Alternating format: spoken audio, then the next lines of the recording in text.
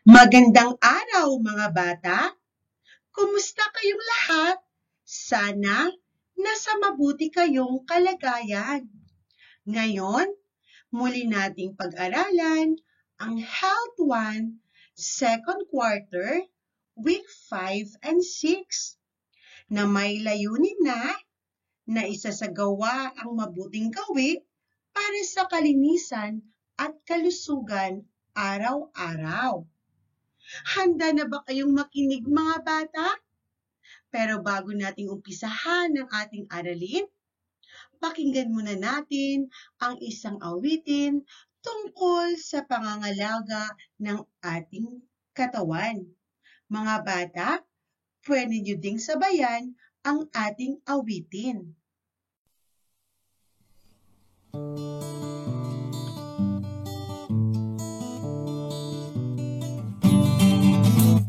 Kalusugan ay kayamanan, lagi nating tandaan. Batang kinagigiliwan, malinis sa katawan. Kapag makislap ang ngipin, maganda ito sa ating paningin. Mamula-mulang dila, mabangong hininga. Bawat araw na pagligo ay tanim sa ating puso. Kutis dapat ay makinis, kuko ay di matulis. Damit ay walang dungis at mukhang kanais-nais. Ang ngipin sipilyuhin, katawan ay kuskusin. Ang kuko ay gupitin, buhok ay suklayin. Pag malinis ang katawan, malayo sa dumit mikrobyo. Kaya itong aking payo, upang sakit ay maiwasan, ipagpatuloy mo iyong magandang nasimulan. Malinis na pangangatawan, pananamit at sa paligid man. Magandang tingnan, maraming kaibigan, batang malinis sa katawan. Dangal na mag-anak, lugod ng magulang at siyang yaman ng bayan.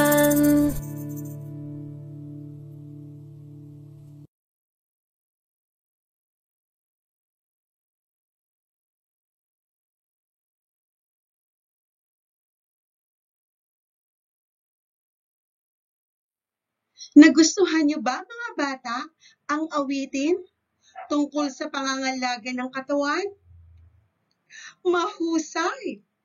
Kailangan nating pangalagaan ang ating katawan o ang ating sarili upang hindi tayo magkakasakit. Dahil ang kalusugan ay kayamanan. Ngayon, alamin natin ang mga iba't ibang kagamitan sa paglilinis at pag-aalaga sa sarili. Hi! Ako si Clinie. Tara at matuto! Ngayon, pag-uusapan natin ang tungkol sa mga kagamitan sa paglilinis at pag-aayos ng sarili. Shampoo. Ito ay nagbibigay ng kaaya-ayang amoy sa ating buhok. Ito rin ang nag-aalis ng mga kumapit na dumi at alikabok sa ating buhok. Suklay o hairbrush. Ito ay ginagamit sa pagsusuklay ng buhok upang matanggal ang mga buhol-buhol o gusot sa ating buhok. Nail cutter. Ito ay ginagamit sa pagpuputol o pagkupit ng kuko sa kamay at paa. Dapat pantayin ang kuko na ginupit gamit ang nail file o panliha. Sipilyo. Ito ay ginagamit kasama ang toothpaste upang linisin at tanggalin ang mga pagkaing dumidikit o sumisingit sa pagitan ng mga ngipin pagkatapos kumain. Toothpaste. Ito ay nagpipigil sa pagdami ng mikrobyo sa loob ng bibig. Pinatitibay nito ang mga ngipin upang hindi ito mabulok. Mouthwash. Ginagamit sa pagmumumog upang lalong makatulong sa pagpapanatili ng mabangong hininga.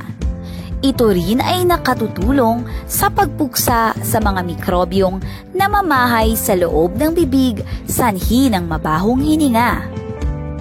Sabong pampaligo. Ito ay nag-aalis ng dumi at libag sa katawan at nagbibigay ng mabango at malinis na amoy sa buong katawan. Bimpo. Ito ay ikinukuskus sa buong katawan upang maalis ang libag sa ating buong katawan.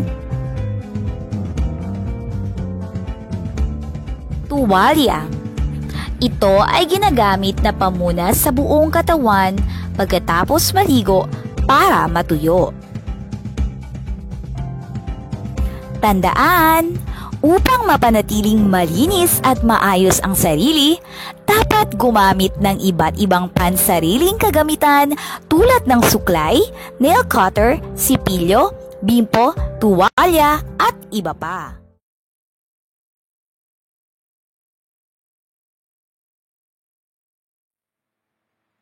Mga wastong gawin upang maging malinis at malusog ang katawan. Una, pagligo araw-araw. Naliligo ba kayo araw-araw mga bata?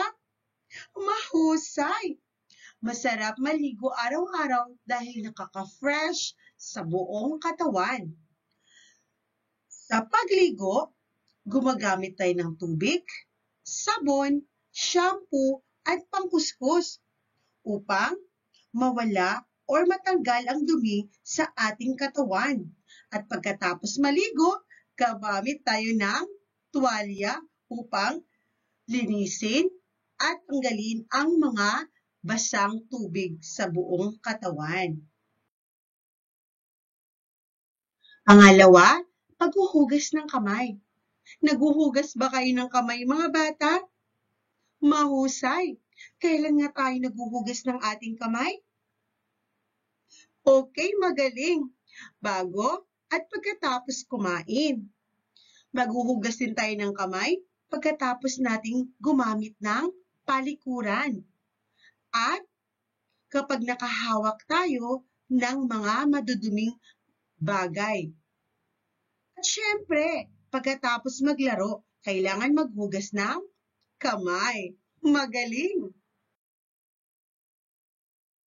Pangatlo, pagsusuklay ng buhok. Nagsusuklay ba kayo ng inyong buhok, mga bata? Mahusay! Ang ating buhok ay tinatawag na crowning glory. Kaya dapat mapanatili itong malusog at malago upang hindi tayo maging kalbo. Siyempre, upang maging malusog at maganda ang tubo ng ating buhok, kailangan pangalagaan din natin ang ating anit or scalp. Dahil kapag hindi healthy ang ating scalp, hindi maganda ang tubo ng ating buhok at magkakaroon ito ng panlalagas. Kaya kailangan iwasan natin na kamutin or magkaroon ng sugat ang ating scalp para maging healthy ito. Maliwanag ba mga bata? Mahusay! Pang-apat, pagsisipilyo ng mga ngipin. Mga bata, mahalaga na ugaliing magsipilyo ng ngipin 3 beses sa isang araw. Ulitin ko, 3 times a day. Kailangan magsipilyo ng ngipin o pagkatapos kumain, lalo na yung mga matatamis kagaya ng candy at tsokolate. Kailangan after kayong kumain yan, magtututbrush kayo upang maiwasan ang pagkaroon ng sirang ngipin or tooth decay. Dahil alam nyo ba, sa pagkaroon ng sirang ngipin or tooth decay, nagkakaroon tayo ng mabahong hininga. So para maiwasan ang mabahong hininga at maiwasan ang pagkabungi, kailangan magsipilyo araw-araw. Siyempre, sa pagsisipilyo, gagamit tayo ng toothbrush at toothpaste. Malinaw ba mga bata? Ulitin ko, 3 beses sa isang araw, tayo ay magsisipilyo ng ating ngipin. At kapag may sira ang ngipin, saan pupunta? Mahusay! Pupunta at magpa-check up sa dentista or dentist dahil sila ang mga doktor ng ating ngipin para maganda ang ating smile. Okay, malinaw ba mga bata? Mahusay! Panglima, paggugupit ng kuko. Kapag mahaba ng ating kuko mga bata, kailangan natin itong gupitan. Pang-anim ay ang paglilinis ng tainga. Maselan ang paglilinis ng tainga mga bata dahil maaaring magdulot ito ng pagkabingi at iba pang mga komplikasyon.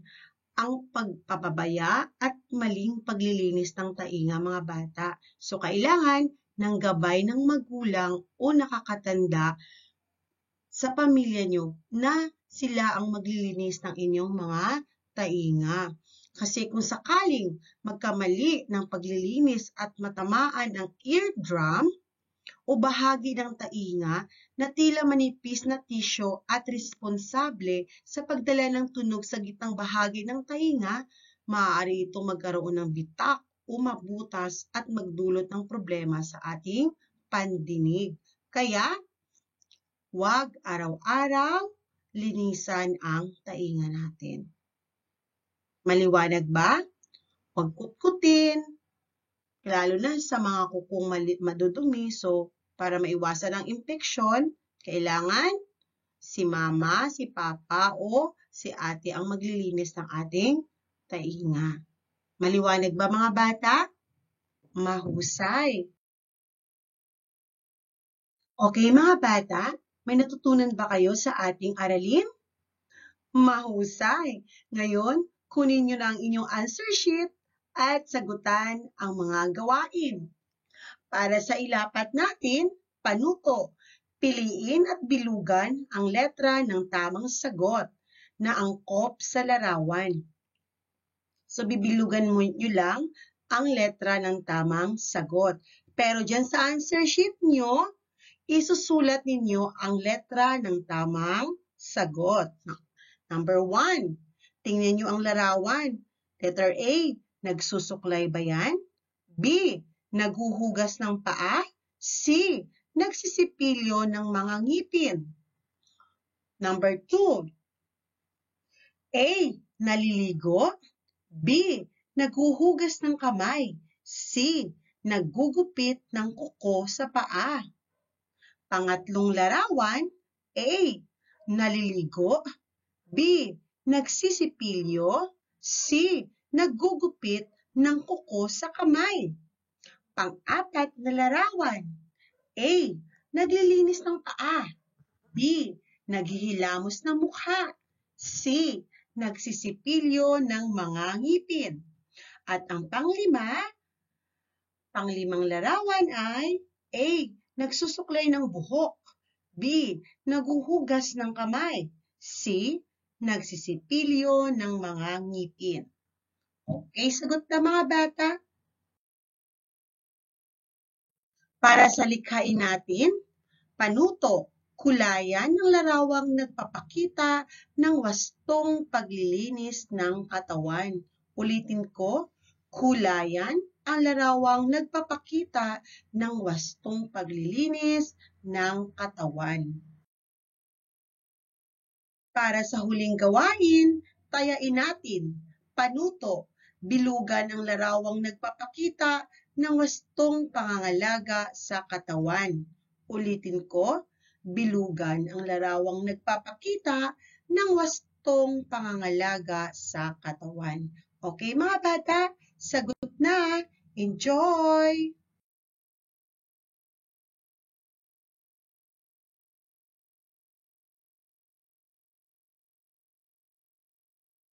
Tandaan mga bata, panatilihing malinis ang ating katawan sa pamamagitan ng pag-aalaga sa mga bahaging nito.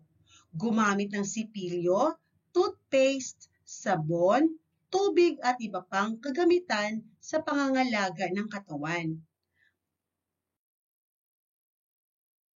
Maraming salamat sa pakikinig at panonood mga bata. God bless and stay safe everyone. Hanggang sa muli, paalam!